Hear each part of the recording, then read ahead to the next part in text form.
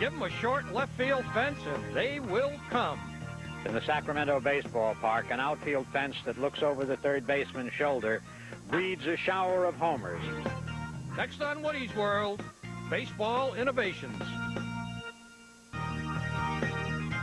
In 1974, Sacramento renovated an old football stadium and rejoined the Pacific Coast League. Its contribution to baseball innovations: a left field foul pole a friendly 231 feet from home plate. Batters were euphoric, pitchers depressed. There were a record number of home runs. Woodie went west to investigate. Two things are new to venerable Sacramento Stadium: a name and a sport, as the AAA baseball Solons have returned after a 13-year absence to an outpouring of fans whose pleasure survives and stays warm in the cold wind of a losing record. It is an accepted aphorism that familiarity breeds contempt, but in the Sacramento baseball park, an outfield fence that looks over the third baseman's shoulder breeds a shower of homers and an enthusiasm undimmed by the ease of the accomplishment. I can't believe it. 235 feet. The fence, looming as close as the walls of a budget motel room, is so bizarre in baseball experience as to extend the farrago of wit. Base hit before I was thinking. No, that boy, two men on, first and second. Line drive, one hobby towards him. Double play. The oddly shaped field was carved out of a football stadium and fits as uncomfortably as that square peg which personality tests push to the round hole. In the left field stands, the man next door harvests rather than gathers baseballs, and outside the park, expectant boys wait for the not that much longer shots. The park, not unsurprisingly, makes pitchers feel like violinists doomed to play among electric guitarists.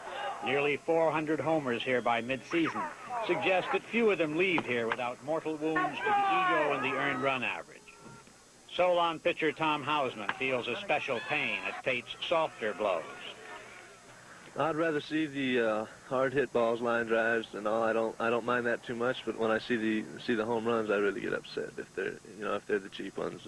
Hausman's catcher, Art Kushner, looks into the eyes of terror and searches for emollient phrases. It gets really frustrating sometimes because you have a guy that's out there and he's pitching a good ball game, and all of a sudden, bing, bing, a couple home runs, and schemes blow their mind. But it's the ones that you have to go out and try to tell the guy, well, you made a good pitch, and a lot of times they don't want to hear it, because they're so upset about it. You try to go out, I tell the pitcher, you made a good pitch, what can we do? You have to remember to still concentrate. For batters, this, in the old vaudeville phrase, must be the place. The shots that don't go over the wall often bounce off it. But a healthy young man with no hitch in his swing is likely to get calloused palms from home run handshakes if he plays much in the Sacramento park. The home run here is not so much a projectile as the product of a pop gun. Lift it into a favorable wind. Aim it at the 233-foot corner, or hit it a reasonable lick, and you can have the pleasure of circling the bases with the measured tread of Henry Aaron, whose likeness looks wistfully down on the proceedings from the wrong field. Manager Bob Lemon, an old pitcher, broods over the unpredictability of a bombs-away game. Nobody leaves to the last out. In fact, you never have a game won here, or you've never lost a game till the last man is out. And it is kind of tough on a manager to have a 15-run lead in the ninth inning with two men out and nobody has left the ballpark. You think, well, maybe they know something that I don't know, and they're looking forward to it. Still, when things are going well, Lemon, coaching at third base, shakes more hands than a politician at a factory gate, and is surer of the happy result of the hand clasp.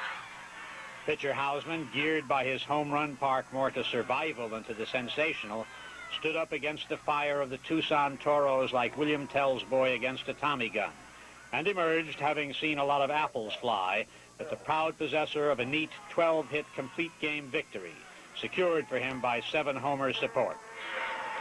The final score, Tucson 10, Sacramento 16. This is Haywood Hale Brune in Sacramento.